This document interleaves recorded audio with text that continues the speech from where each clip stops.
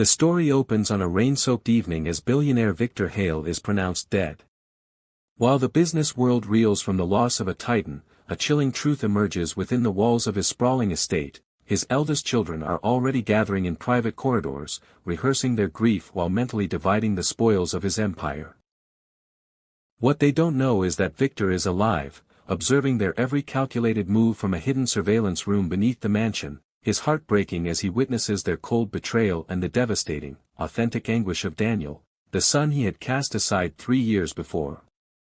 The blue glow of the monitors cast shadows across Victor Hale's face as he watched his carefully orchestrated death ripple through the world. Dar.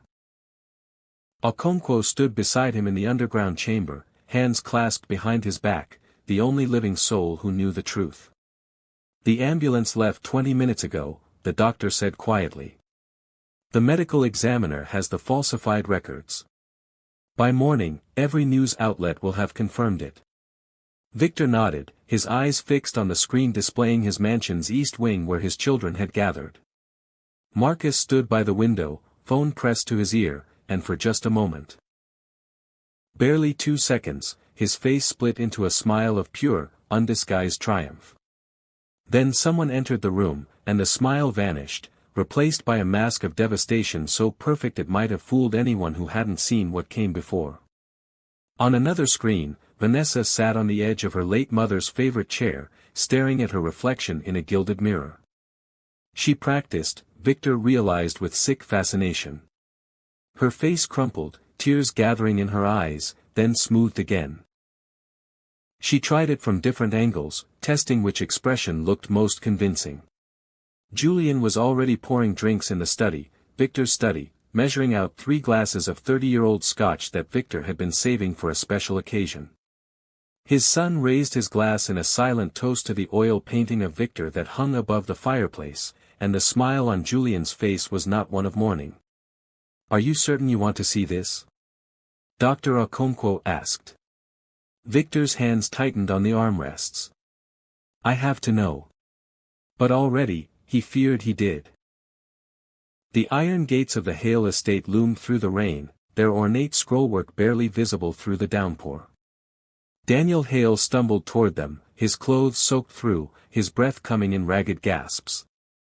He'd driven 6 hours without stopping the moment he'd seen the news alert on his phone, Victor Hale, tech titan, dead at 70. "Please," he called to the security guard at the gatehouse. "Please, I need to see him. I need to." The guard's face was professionally neutral. "I'm sorry, sir. I have strict orders. No entry for Daniel Hale. But he's my father." Daniel's voice broke on the word. I know he didn't want to see me, but he's dead now, and I never got to tell him." "Orders from Marcus Hale." "I'm sorry." Daniel's legs gave out, and he collapsed against the gates, his fingers wrapping around the cold iron bars. Sobs tore through him, raw and helpless, the sound of a man whose world had just shattered irreparably. Rain hammered down on his bowed head, mixing with his tears until he couldn't tell which was which. In his underground chamber, Victor watched his youngest son break apart in the storm, and felt something crack inside his own chest. This wasn't the face of guilt or manipulation. This was genuine anguish, the grief of someone who'd lost everything and would give anything for one more chance. 3 years ago, Victor had stood in this same spot and called Daniel a thief, a liar, a disappointment. He believed his other children's evidence without question. He'd chosen his empire over his son. Now, watching Daniel's shoulders shake with sobs, Victor pressed his palm against the monitor screen and whispered into the empty room, "What have I done?" For 48 hours, Victor watched his children perform. They moved through the mansion like actors who'd rehearsed their roles perfectly, the grief-stricken heirs, devastated by sudden loss. But when they thought they were alone, the mask slipped.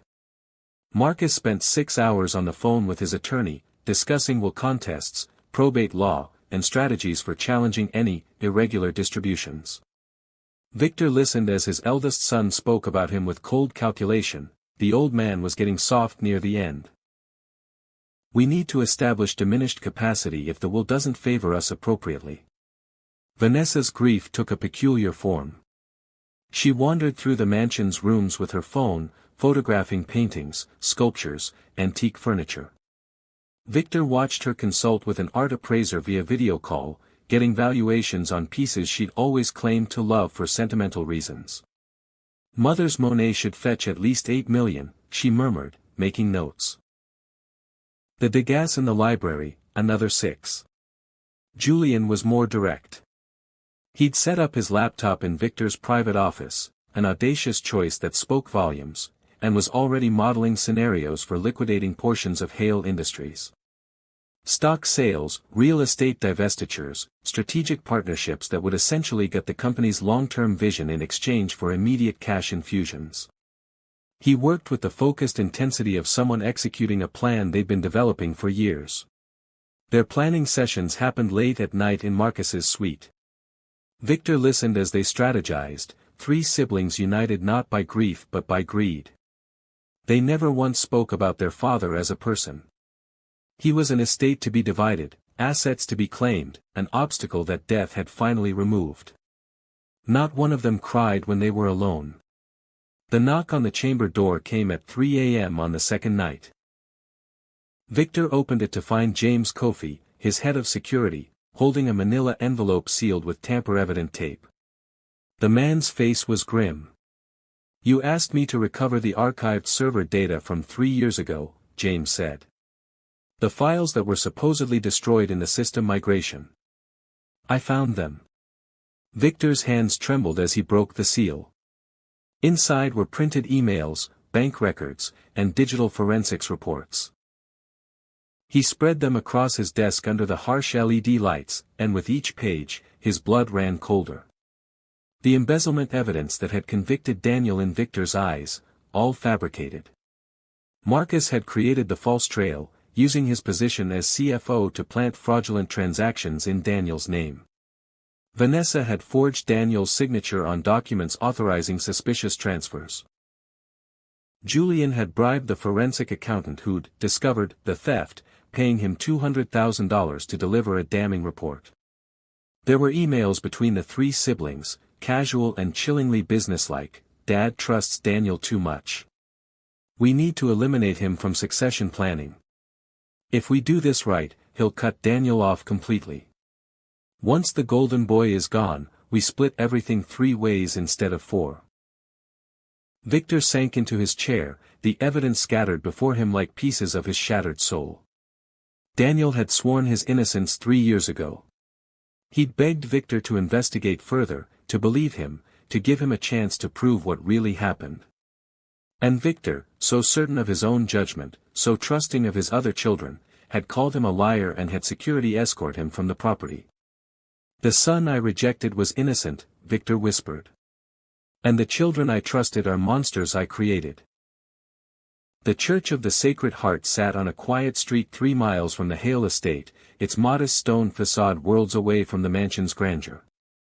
Through the security camera he'd had installed months ago, part of his elaborate preparation, Victor watched Daniel enter the sanctuary alone. His son moved like someone carrying an unbearable weight. He lit 3 candles at the altar, then knelt in the front pew, pulling a photograph from his jacket pocket. Even through the grainy feed, Victor recognized it, the 2 of them on Daniel's college graduation day, both smiling, arms around each other's shoulders. Before the accusations. Before the betrayal. Before everything broke. "I'm sorry, Dad," Daniel's voice came through the audio feed, quiet and broken. "I'm sorry I couldn't make you believe me. I'm sorry I wasn't strong enough to prove my innocence. I'm sorry I wasn't the son you wanted me to be." Victor's vision blurred as tears he'd held back for 2 days finally fell. "I know you died thinking I stole from you," Daniel continued, his fingers tracing the photograph's edge. "That I betrayed everything you built. And I'll carry that for the rest of my life, knowing you left this world believing your youngest son was a thief. But I want you to know, I forgive you. I understand why you couldn't trust me. I just wish I'd had one more chance to tell you I loved you." Back at the mansion, Marcus was hosting what he called a remembrance gathering, 50 guests, champagne, catered hors d'oeuvres, laughter echoing through the halls. Vanessa wore diamonds.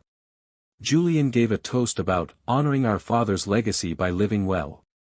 Here, in a dim church, Daniel wept alone over a photograph and forgave the father who destroyed him. Victor pressed his face into his hands and cried for the first time in 30 years, finally understanding the difference between the children he'd raised and the son he'd lost. The funeral was everything Victor had expected it would be, a spectacle orchestrated for maximum public impact. 500 guests filled the cathedral, camera crews lined the perimeter, and satellite trucks broadcast the event live to millions. Politicians, tech titans, celebrities, all present to mourn a legend. Marcus stood at the pulpit first, his voice perfectly modulated for grief. His speech, clearly written by professionals, hit every emotional note, his father's brilliance, his generosity, his vision for a better world. Not a word about the man himself, only the myth. The congregation nodded along, moved by the performance. Vanessa followed, tears streaming on cue as she spoke about her father's devotion to family, his love of art, his gentle wisdom. Victor watched from his hidden alcove behind the curtain section near the casket and marveled at how she'd managed to cry without smudging her mascara. Every gesture was calculated for the cameras. Julian's eulogy focused on business legacy and philanthropic impact, delivered with the polish of a keynote presentation. He referenced quarterly earnings and market share with more emotion than he'd shown speaking about his father's character. Daniel arrived late, soaked from rain again, and was initially stopped at the cathedral entrance. Victor watched through the concealed camera feeds as Marcus interceded with security, instructing them to bar his brother. Only Dr. Okonkwo's intervention, invoking the deceased's wishes, got Daniel admitted. When Daniel approached the casket to pay his respects, his 3 siblings moved in choreographed unity, physically positioning themselves to block him from the main camera angles. To anyone watching, it appeared protective. Victor saw it for what it was, erasure, ensuring the rejected son wouldn't appear in the memorial footage. Daniel stood at the back, invisible to the cameras, tears running silently down his face. No one offered him a seat. The cathedral had begun to empty when Father Michael approached Daniel at the back. "Would you like to say a few words?" the priest asked gently. "Every child should have that chance." Marcus stepped forward immediately. "I don't think that's." "Let him speak," Dr. Okonkwo said, his voice carrying unexpected authority. Victor would have wanted it. Daniel walked to the pulpit on unsteady legs, no notes, no preparation. He stood silent for a long moment, looking at his father's casket, and when he spoke, his voice was raw and unrehearsed.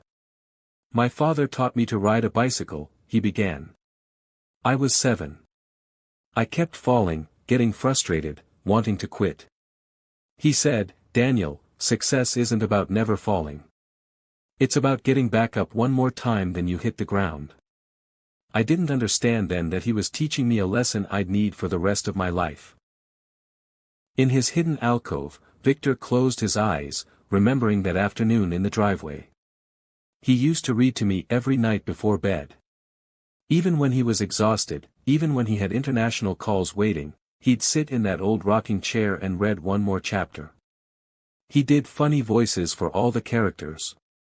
He made me believe stories could take you anywhere." Daniel's voice cracked. "I don't know when I lost my father.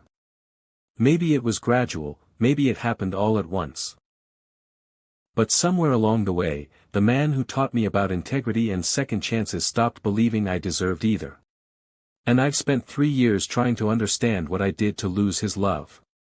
The congregation was utterly silent now, even Marcus and Vanessa frozen in their seats. "But standing here, I realize I can't leave this world hating him for not believing me. So I forgive you, Dad. For everything. And I'm sorry I couldn't be the son you needed. I just hope, wherever you are, you know I loved you. Always." Every eye in the cathedral glistened except 3. Marcus checked his watch. Vanessa examined her nails. Julian stared at the ceiling with barely concealed irritation.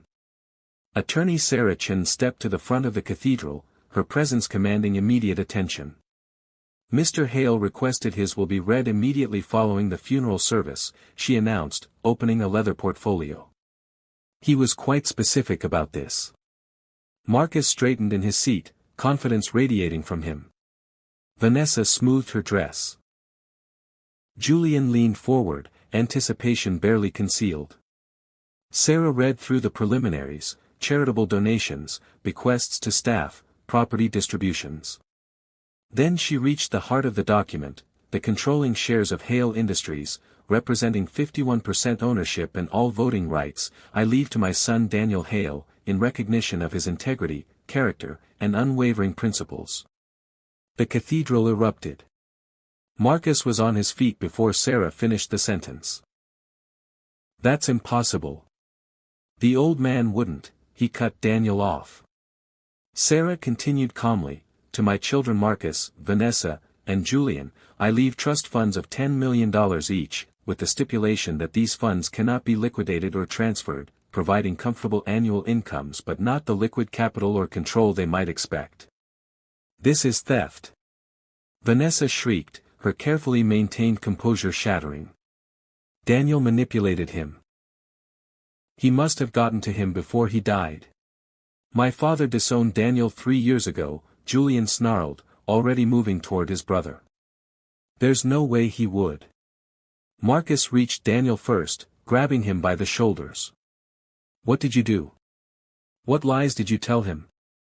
Security started moving toward them, but Marcus was already shaking Daniel violently. You stole everything. Again. You're a thief, just like before. I didn't, Daniel tried to speak, still reeling from the revelation himself. You're nothing. Vanessa was screaming now, all pretense of grief gone. You're the reject, the failure. You don't deserve this. Julian grabbed Daniel by the collar, pulling him away from Marcus, his face twisted with rage. The mask he'd worn so perfectly for days had finally, completely shattered, revealing the monster beneath. You will never have what's ours. We'll contest this. We'll destroy you. The cameras were still rolling, broadcasting their fury to the world. That's enough. The voice cut through the chaos like a blade. Every person in the cathedral froze, because it was impossible, it couldn't be, but they knew that voice. Victor Hale stepped from behind the curtained alcove beside the casket, very much alive, and the room seemed to lose all oxygen. Several guests gasped. Someone dropped their phone, the clatter echoing in the stunned silence. Marcus's hands fell away from Daniel's collar as his face drained of all color. Hello, children, Victor said, his voice steady despite the tremor in his hands. He walked toward his 3 eldest children, who were now backing away from him as if from a ghost. Surprised to see me? Dad? Vanessa's voice was barely a whisper. But you're dead. We saw the body. You saw what I wanted you to see. Victor stopped a few feet away from them, his expression carved from stone. I've spent the last 3 days watching you. All of you. And I've learned more about my children in those 3 days than in the 70 years before them. He pulled out his phone, tapped the screen, and suddenly the cathedral speakers came alive with audio, Marcus's voice discussing will contests, establishing diminished capacity, treating his father's death as a business problem to be solved. Then Vanessa, appraising artwork, calculating values. Julian, planning the liquidation of his father's legacy. I heard everything, Victor said as his children's voices echoed through the cathedral. Every conversation, every calculation, every moment when you thought no one was watching. Dad, we can explain, Marcus started. And I discovered something else. Victor pulled out the manila envelope, holding it high so everyone could see. 3 years ago, you 3 fabricated evidence to frame your brother. You planted false transactions, forged documents, and bribed an accountant to destroy Daniel's reputation. You made me believe my most honest son was a thief so you could eliminate him from inheritance consideration. The cathedral was utterly silent except for Victor's voice, and the cameras captured every word. So here's what's going to happen. You have one chance, at redemption. You will return every dollar you've stolen through your schemes. You will enter intensive therapy to address whatever broke inside you. You will rebuild your characters from the ground up, starting with acknowledging what you've done. Or you will be cut off completely, and I will ensure the world knows exactly who you are. Victor turned his back on them and walked toward Daniel, who stood trembling, tears streaming down his face. And you, Victor said, his voice breaking for the first time. I owe everything. I'm so sorry, son. The late afternoon sun painted the mansion's veranda in shades of gold and amber as Victor and Daniel sat in the wicker chairs that had been there for decades. A pot of tea, Daniel's favorite, Earl Grey, sat between them, mostly untouched. They'd been sitting in awkward silence for 10 minutes, two people who'd once been close now separated by a chasm 3 years wide. I've been meeting with a therapist, Daniel said finally, his voice quiet. She says forgiveness is a process, not an event. Victor nodded, his weathered hands wrapped around his teacup for warmth despite the mild evening. I don't expect you to forgive me quickly. Or at all, really. What I did, what I believed, his voice cracked. I destroyed you based on lies, and I didn't even care enough to verify them. You taught me that everyone deserves a second chance, Daniel said, and there was no bitterness in his voice, only exhaustion. Remember? Get back up one more time then you fall. Through the veranda's windows, they could see Marcus, Vanessa, and Julian in the study, meeting with their court-mandated counselors. The restitution process had begun, though Victor knew rebuilding their characters would take years, if it was even possible. He hadn't abandoned them completely, but he'd made clear that comfort was not the same as control, and love was not the same as trust. There's something I need to tell you, Victor said, setting down his cup. My heart condition, it's real. Dr. Okonkwo gives me a year, maybe a little more. Daniel's face went pale. Dad. The death was premature, but it wasn't entirely fiction. Victor looked at his youngest son, really looked at him, seeing the man he'd become in exile. I've spent 70 years building an empire, Daniel. Buildings and companies and wealth that will outlive me by generations. But in that time, I lost something more valuable than all of it combined. What's that? You. Victor's eyes filled with tears. I lost you.